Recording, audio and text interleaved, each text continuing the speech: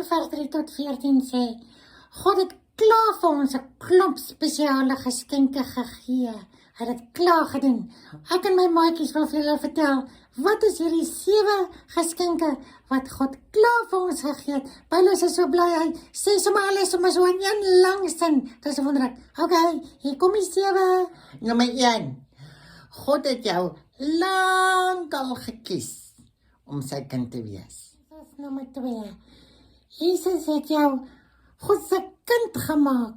'n Kind is mos iemand spesiaal. Ek hou baie daarvan. Jesus het jou klaar God se kind gemaak. Nommer 3, laat my dink aan sprinkles op cupcakes. Partykeer sê mense, nee man Mani, jy sit hopeloos te veel, moenie so royaal aangaan nie met die sprinkles so baie nie.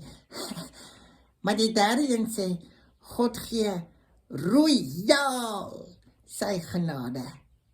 Baie, baie, baie daarvan.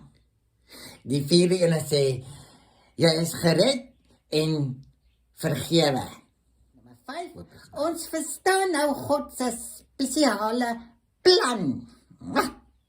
En sy spesiale plan is om ons almal een te maak, saam met Jesus. Nommer 6 sê, God het jou deel gemaak van 'n spesiale groep mense. Jy is nie op jou eie nie. Jy is deel van sy spesiale groep mense. Ja, nommer 7 sê, jy is 'n erfgenaam van God. Beteken, God gee vir jou alles. En jy het klaar die deposito gekry met die Heilige Gees. So, is dit nie 7 wonderlike persente wat ons klaar gekry het nie? Ons dink partykeer aan al die goed wat ons wil hê en nog het en gekry swaar en is moeilik.